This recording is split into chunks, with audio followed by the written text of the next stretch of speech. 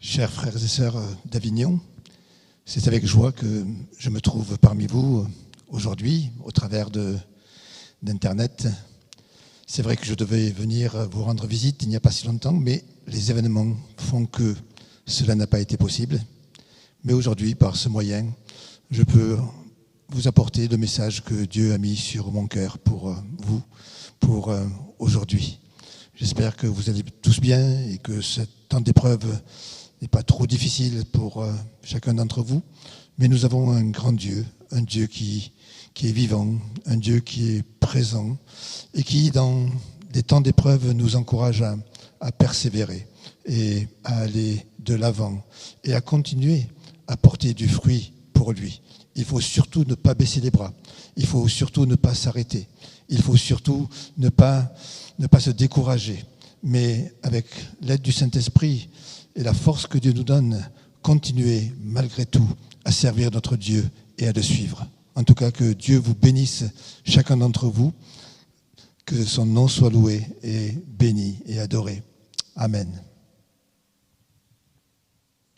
Nous allons lire un passage de la parole de Dieu qui se trouve dans le livre de Marc, dans l'évangile de Marc, au chapitre 11, les versets 12 à 14 et 20 à 25. Marc 11, 12 à 14 et 20 à 25. Et c'est le pasteur Alain qui va faire la lecture.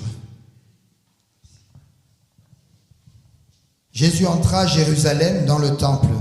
Quand il eut tout regardé, vu l'heure tardive, il s'en alla à Béthanie avec les 12. Le lendemain, comme il sortait de Béthanie, Jésus eut faim. Apercevant de loin un figuier qui avait des feuilles, il alla voir s'il s'y trouvait quelque chose, mais s'en étant approché, il n'y trouva que des feuilles, car ce n'était pas la saison des figues. Je continue. Il prit alors la parole et dit : « Que jamais personne ne mange plus de ton fruit. » Et les disciples l'entendirent. Ils arrivèrent à Jérusalem, et Jésus entra dans le temple. Il se mit à chasser ceux qui vendaient et ceux qui achetaient dans le temple. Il renversa les tables des changeurs et les pièces des vendeurs de pigeons. Il ne laissait personne transporter objet à travers le temple. Il les enseignait en disant : « N'est-il pas écrit : ma maison sera appelée une maison de prière pour toutes les nations ? Mais vous, vous en avez fait une caverne de voleurs. » Et puis à partir du verset 20 à 25, « Le matin, en passant, les disciples virent le figuier séché jusqu'aux racines. Pierre, se rappelant ce qui s'était passé, dit à Jésus : « Rabbi, regarde le figuier qui a été maudit et séché. » Jésus prit la parole et leur dit : « Ayez foi en Dieu. En vérité, je vous le dis, si quelqu'un dit à cette montagne : ôte-toi de là et jette-toi dans la mer, et s'il ne doute pas en son cœur, mais croit ce qu'il a dit arrivera, et cela lui sera accordé. C'est pourquoi je vous dis, tout ce que vous demanderez en priant, croyez que vous l'avez reçu et vous le verrez s'accomplir.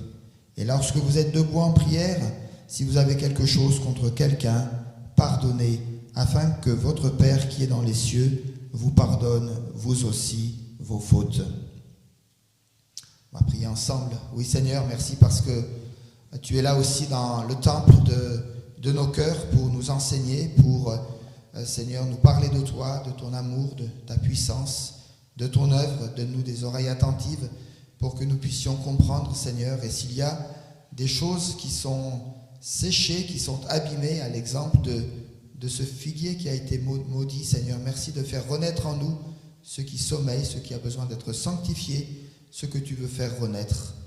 Que tu puisses, Seigneur, honorer ta parole au milieu de nous et que nous puissions avoir des cœurs attentifs maintenant.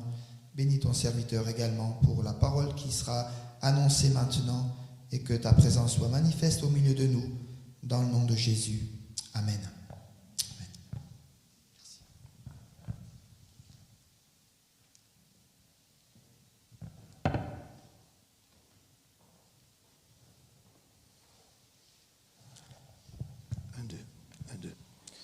Est-ce que vous pensez que Dieu est là ce matin ?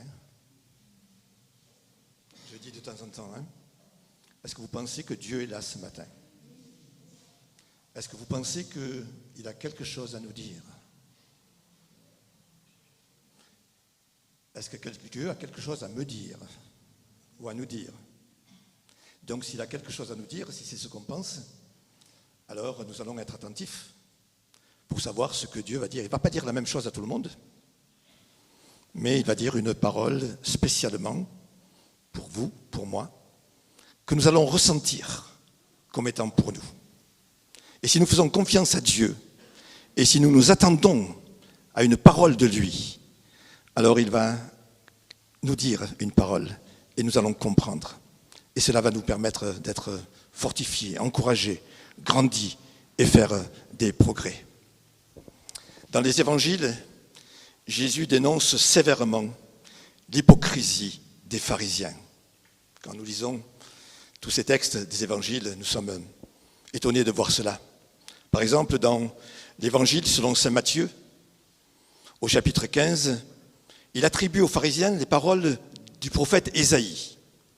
Et il leur dit, « Ce peuple s'approche de moi, de la bouche, et m'honore des lèvres, mais son cœur est éloigné de moi. »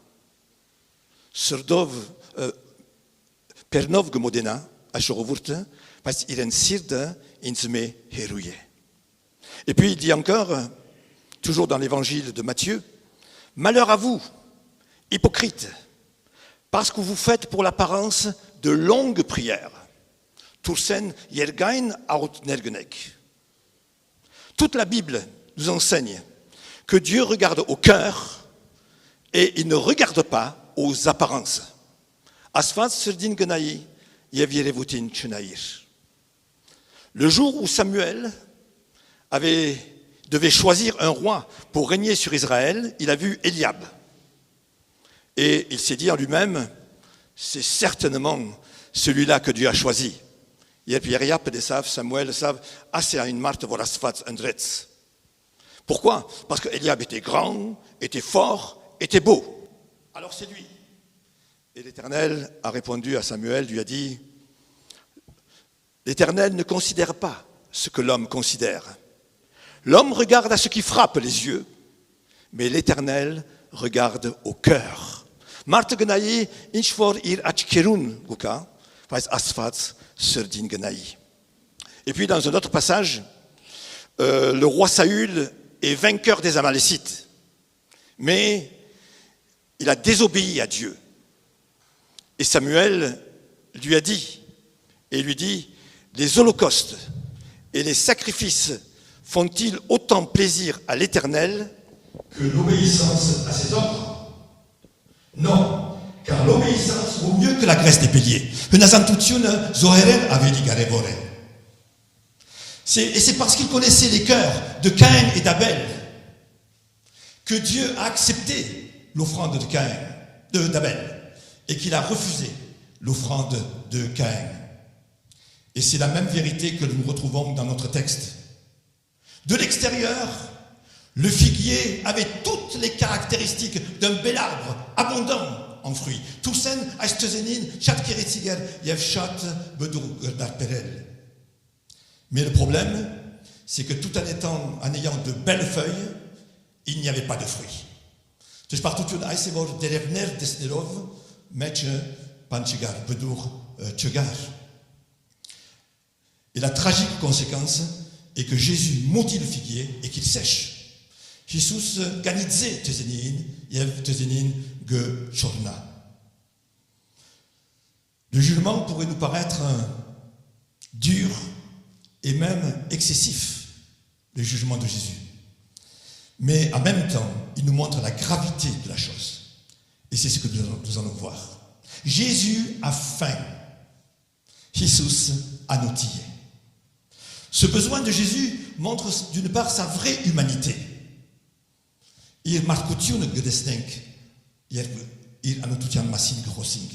Par exemple, nous le voyons avoir faim, avoir soif, être fatigué, attristé. Nous le voyons souffrir et mourir. Jésus est parfaitement homme, il est aussi parfaitement Dieu. Jesus, le man Marte, le man al asfat est. Mais au-delà de ses besoins physiques. Jésus est animé d'une autre sorte de faim et d'une autre sorte de soif. Il a soif d'âmes sauvées. Il a soif et faim d'âmes sauvées.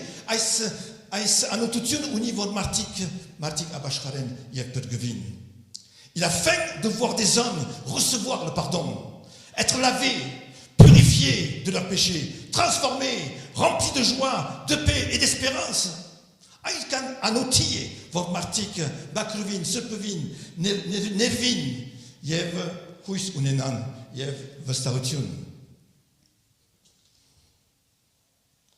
Nous voyons cela dans le récit de sa rencontre avec la Samaritaine, s'attendant à voir les habitants du village venir vers lui, alors que ses disciples lui disaient « Mange, mange, tu as faim, mange !»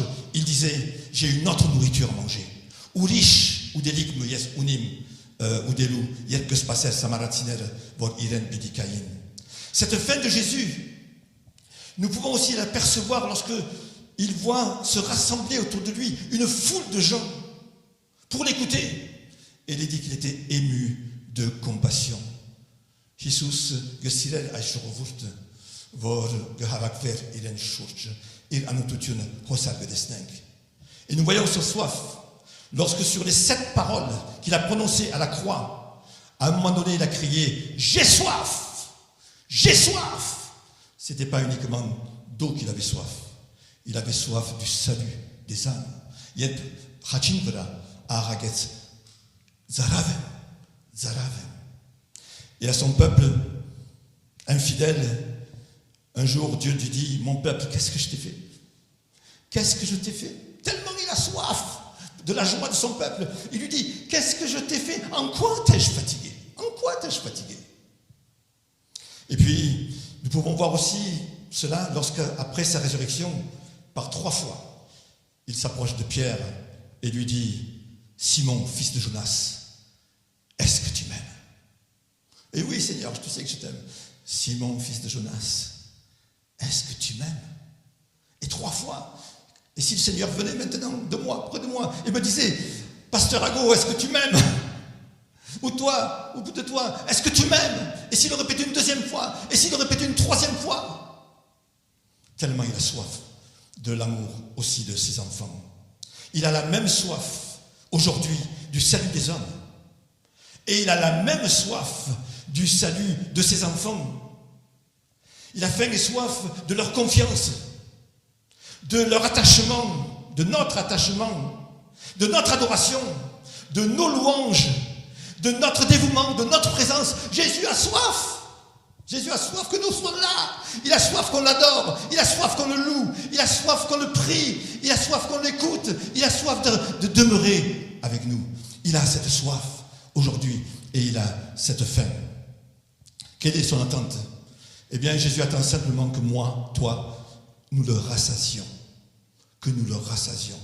Vous savez, lorsqu'on fait une fête, bien notre désir c'est quoi? C'est de rassasier les gens. Bon, c'est la fête, mais c'est de rassasier les gens qui vont être là, qui soient contents qu'on leur fasse de bonnes choses, parce qu'on prépare un apéro, hein, on prépare de bonnes choses pour que les gens soient rassasiés. Eh bien, Jésus attend que toi tu le rassasies.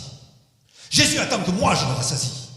Jésus attend que moi, eh bien, je puisse le désaltérer et le réjouir.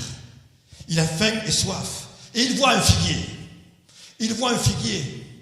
Et naturellement, il va s'approcher pour cueillir les fruits, pour se rassasier.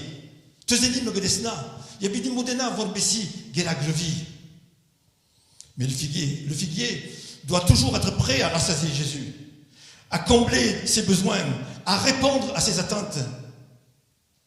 Ce figuier est l'image des enfants de Dieu.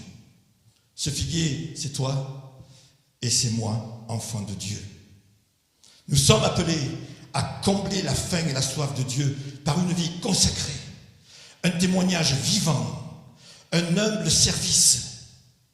Souvenons-nous des paroles de l'apôtre lorsqu'il dit « Nous sommes pour Dieu, la bonne odeur de Christ. » Pourquoi pour Dieu? Eh bien parce que lorsque Dieu sent l'odeur de Christ en moi qui se manifeste par ma vie, par ma consécration, par mon amour, alors Dieu va se réjouir.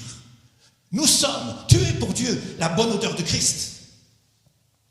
Nous sommes appelés à être cette odeur qui le nourrit, qui le désaltère, qui le réjouit et qui comble ses attentes. Mais, malheureusement, il y a un mais. Bites.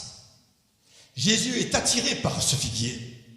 Il va vers lui, et vous savez pourquoi il va vers lui? Parce qu'il voit le beau feuillage. Derevner Gresna, Anoramar de Modena. Et pourquoi? Eh bien, simplement parce que pour le figuier, le fruit vient avant les feuilles. Les fruits viennent avant les feuilles.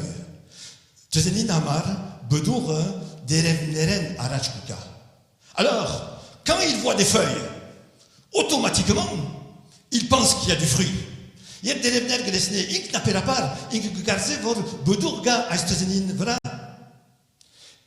n'y avait d'anormal dans ce figuier que l'absence du fruit. Les feuilles étaient là. Et s'approchant de ce figuier, eh bien, imaginez, Jésus est surpris. Il dit, mais comment cela se fait-il? Il y a de si belles feuilles. Il y a de si belles feuilles. Et normalement, il doit y avoir du fruit. C'est impossible qu'il n'y en ait pas. On peut imaginer aussi sa tristesse. Parce qu'il est frustré. Il a faim. Et il arrive et il n'y a pas de fruits. Il n'y a pas de fruits. Et on peut imaginer aussi sa colère. Et nous le voyons par sa réaction. Il juge ce figuier, il le condamne, et le figuier, il sèche et il meurt.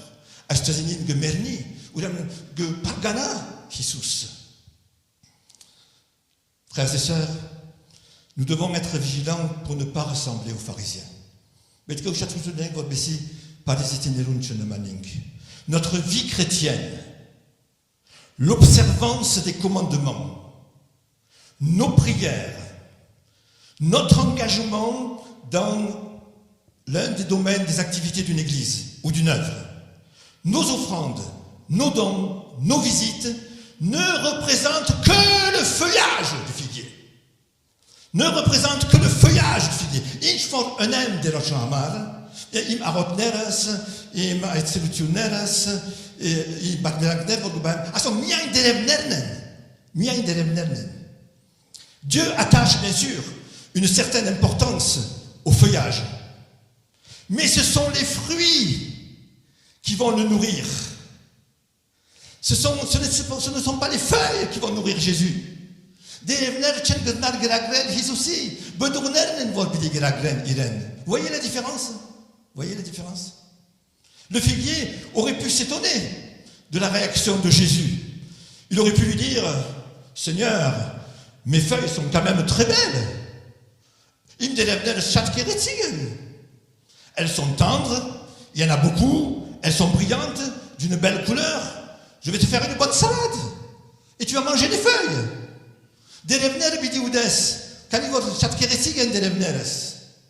Le figuier pourrait aussi confondre les feuilles avec les fruits, en pensant que les feuilles sont des fruits.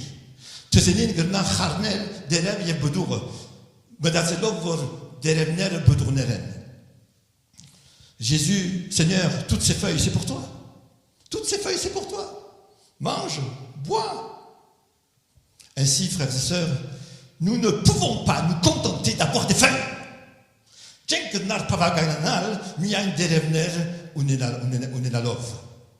Nous ne devons pas nous fier aux apparences seulement de la piété.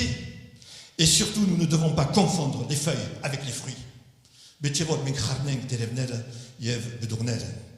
Ce qui rassasie le Seigneur, ce n'est pas ce que je fais, ce n'est pas ce qui est visible.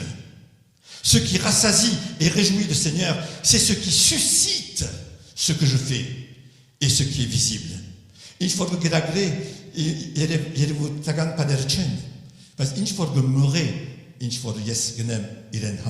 C'est le fondement ou la racine de ce qui se voit. C'est le fondement qui est important.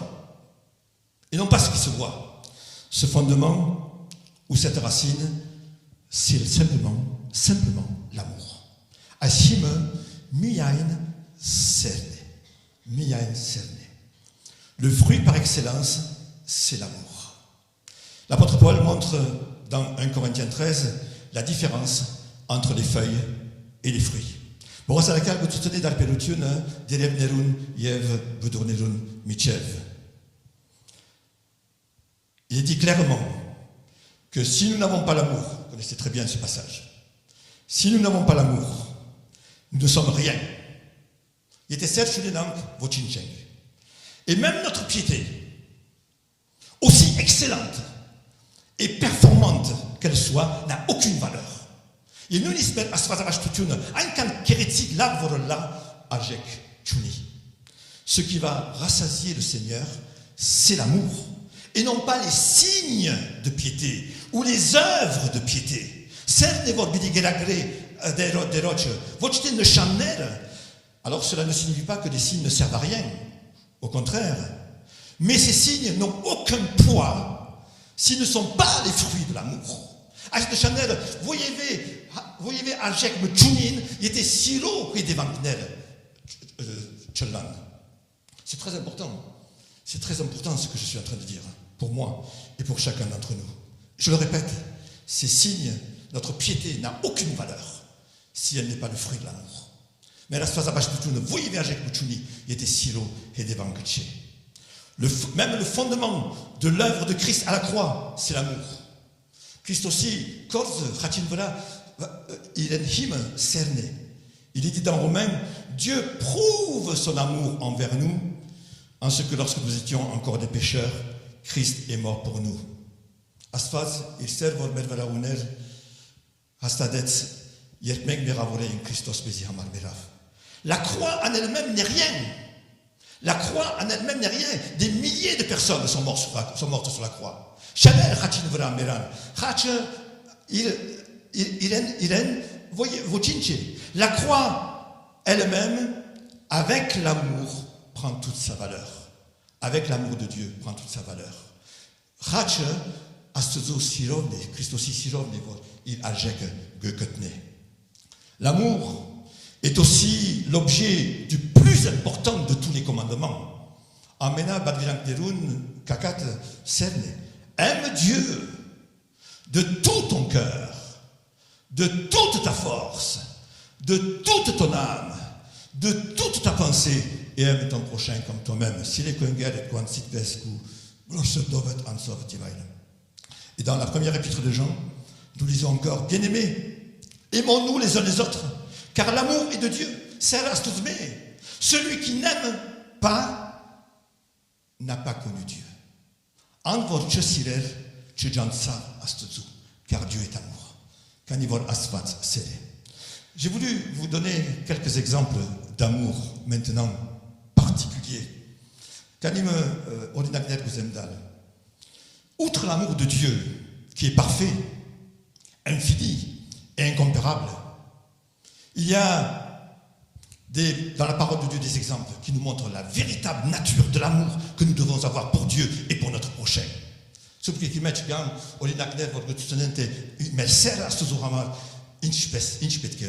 Lorsqu'on parle d'Abraham, on fait surtout allusion à quoi? À sa foi. La foi d'Abraham. Mais n'oublions pas que Dieu appelle Abraham son ami. Il y avait donc une relation d'amour entre Dieu et Abraham. Cet amour a été l'élément qui lui a permis de sacrifier son fils, ce qu'il avait de plus précieux. C'était sa foi, bien sûr, mais c'était aussi son amour qui a permis cela. Lorsqu'on aime Dieu, il devient pour nous ce que nous avons de plus précieux au monde.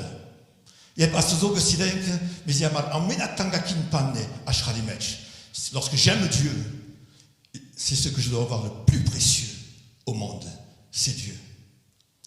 Pour ce qui concerne Moïse, son amour pour son peuple était clairement une folie. Une folie. Il est dit que Dieu parlait avec lui comme un homme parle avec son ami. Moïse était aussi l'ami de Dieu. Mon frère, à ce paregamner.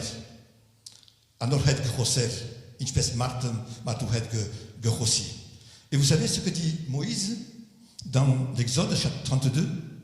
Il intercède auprès de son peuple, en faveur du peuple qui a péché, et il dit, pardonne, Seigneur, pardonne maintenant leurs péchés, sinon, efface-moi du livre, de ton livre que tu as écrit. Der Irens Merkel Maclé, Yete Voce, im Anunas Kukirket Versur. Moi, j'aurais jamais pu dire ça. J'aurais jamais pu dire ça. Il aimait plus son peuple que lui-même. Avec Jorotine, il était prêt à être effacé du livre de Dieu, tellement son amour est grand, pour que le peuple soit sauvé. Alors vous allez dire, Moïse est une exception? Eh bien non. Moïse n'est pas une exception. Pourquoi? Eh bien parce que l'apôtre Paul, dans Romains 9, dit ceci. J'éprouve une grande tristesse et j'ai dans le cœur un chagrin continuel, car je voudrais moi-même être anathème. Le mot anathème veut dire maudit. Je voudrais moi-même être anathème et séparé de Christ pour mes frères, mes parents selon la chair qui sont israélites. Je voudrais être séparé de Christ pour mes frères, mes enfants, mes parents qui sont israélites. J'ai pas de mots. J'ai pas de mots pour dire ça. Comment est-ce qu'il préfère être maudit, lui, pourvu que ses frères soient sauvés? Pourvu que ses frères soient sauvés. Vous voyez l'amour? Là encore, l'amour de Paul pour Israël est si grand qu'il est prêt lui-même à être séparé de Christ. Le chapitre 11 des Hébreux, n'en parlons pas, énumère bien des personnes qui ont sacrifié leur vie par amour pour le Seigneur. Eh bien, frères et sœurs, cher pasteur Ago, c'est à cet amour-là que nous sommes appelés. C'est à cet amour-là que nous sommes appelés, que nous devons aspirer pour que notre piété soit spirituelle. C'est peut-être drôle de dire comme ça, parce que notre piété, nous pensons qu'elle est automatiquement spirituelle. Eh bien non. Si je veux que ma piété soit spirituelle, il faut que j'aime de cette manière-là.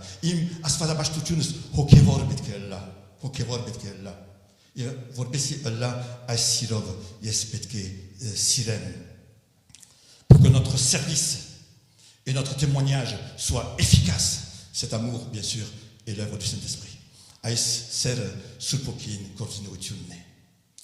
Et Jésus, alors le lendemain, en passant au même endroit, les disciples ont vu que le figuier avait séché.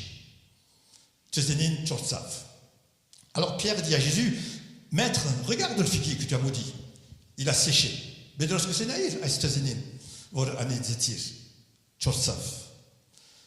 Et en partant de là, Jésus donne un enseignement sur la foi, la prière et le pardon.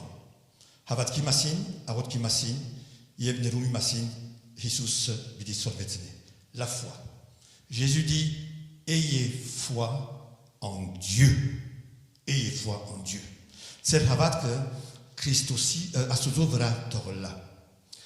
Il y a une autre version qui dit, ayez une foi qui repose sur Dieu. Qui repose sur Dieu.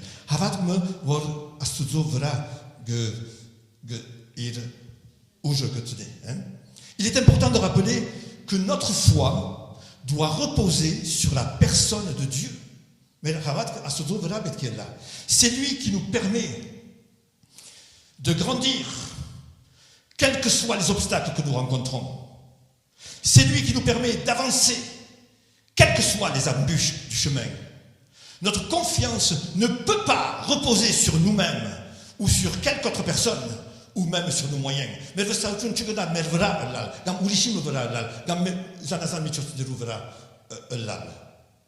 Notre connaissance de Dieu, je dis bien notre connaissance de Dieu et notre approfondissement dans cette connaissance sont indispensables. Ça se passe, Jean Schnall, en menant à la Béli, en Rajeshté. Nous lisons dans la première épître de Jean, nous savons que le Fils de Dieu est venu et qu'il nous a donné l'intelligence pour le véritable. Et Jésus dit dans la prière qu'il adresse à son Père, en faveur des hommes. La vie éternelle, c'est qu'ils te connaissent, toi, le seul vrai Dieu, et celui que tu as envoyé, Jésus-Christ.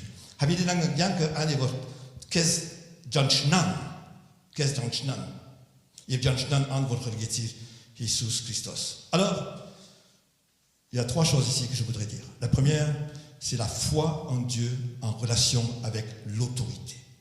La foi en Dieu en relation avec l'autorité. La foi en la personne de Dieu investit l'enfant de Dieu de l'autorité même de Dieu. C'est important de le rappeler.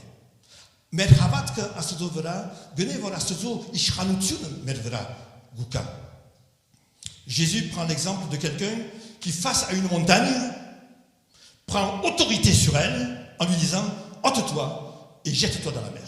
Jamais on n'aurait fait ça. C'est impossible, on ne l'aurait jamais fait. Et pourtant, Jésus prend cet exemple-là. Et c'est bien sûr notre foi en Dieu qui va permettre d'avoir une autorité sur des choses qui nous semblent impossibles à traverser ou à surmonter ou à vaincre. Mais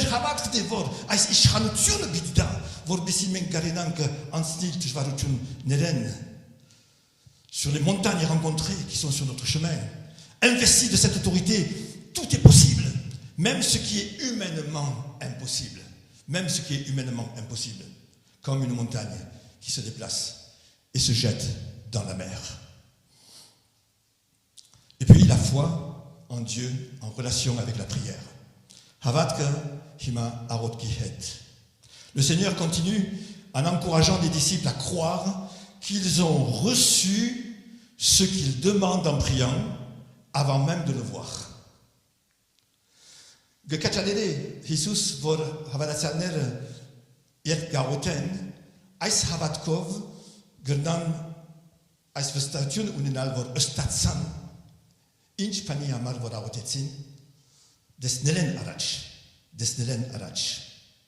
Encore une fois, cela dépend de la nature de notre foi et de notre communion avec Dieu.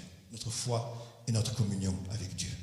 C'est l'apôtre Jacques qui dit que celui qui doute ne s'attende pas à recevoir quelque chose du Seigneur. Il dit encore que celui qui demande mal, c'est-à-dire pour satisfaire ses envies, ne recevra rien. Et c'est l'apôtre Jean qui dit que nous pouvons croire que nous avons reçu ce que nous demandons si nous prions selon sa volonté.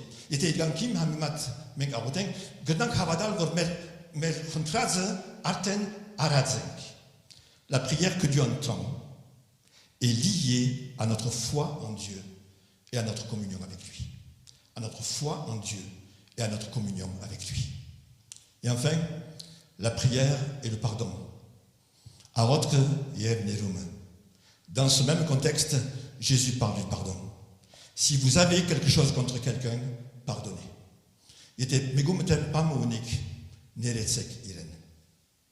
En effet, frères et sœurs, pour que la prière soit efficace, elle doit correspondre à une certaine disposition vis-à-vis de mon prochain, et en particulier vis-à-vis de ceux qui me font du mal, qui me blessent, qui me persécutent, qui m'oppressent, qui m'embêtent, etc. C'est une disposition.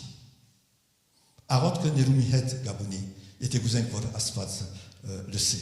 Je ne peux pas m'attendre à ce que Dieu réponde à mes prières si je suis rempli d'amertume, de rancune, de mauvaises pensées envers quelqu'un.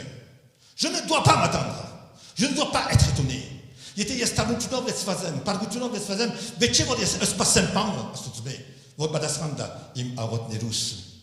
C'est l'apôtre Paul qui dit dans Timothée, je veux que les hommes prient en tout lieu en élevant des mains pures, sans colère, ni mauvaise pensée.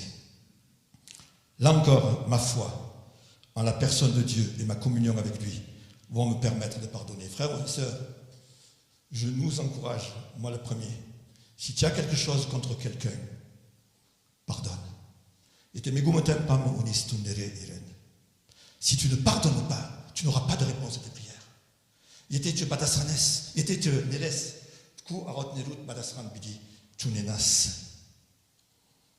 Ma foi et ma communion avec Dieu. Frères et sœurs, nous sommes appelés à rassasier notre Dieu par notre consécration et le sacrifice de notre vie. Ne confondons pas les feuilles avec les fruits.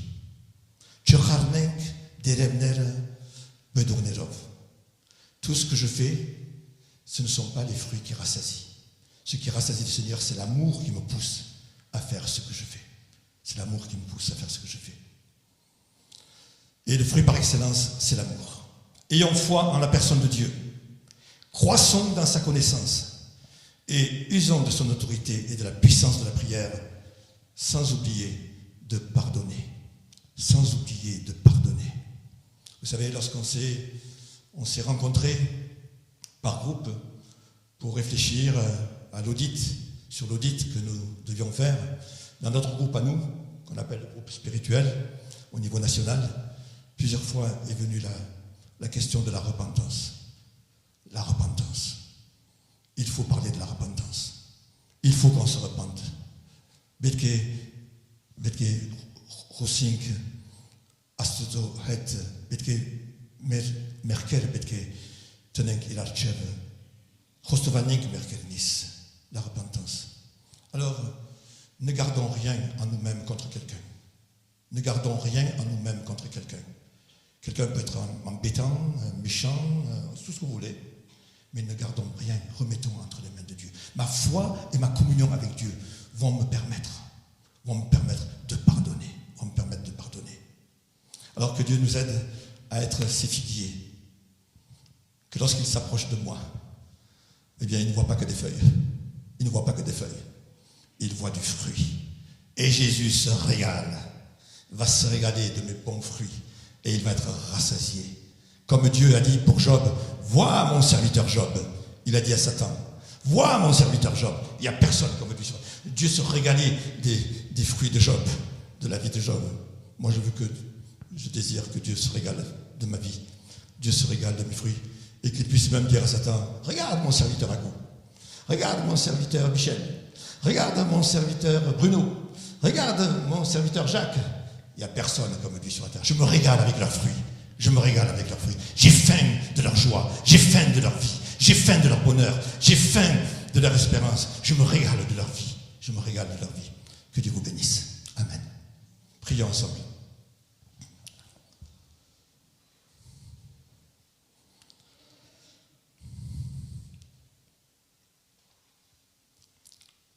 Seigneur, je voudrais te remercier et te rendre grâce. Et je veux te bénir, Seigneur.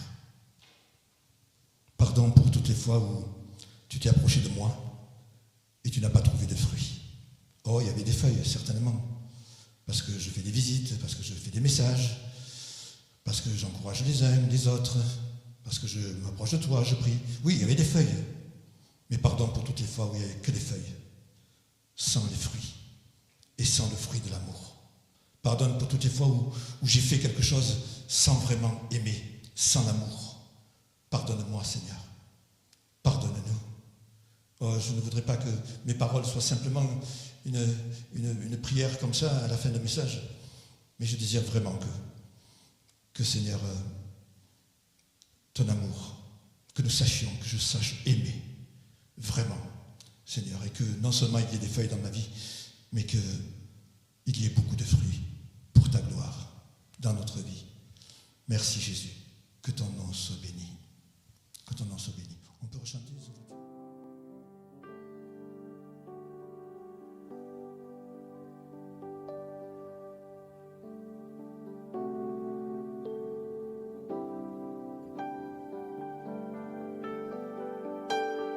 Au-dessus des puissances, au-dessus des rois, au-dessus de la nature et de la création,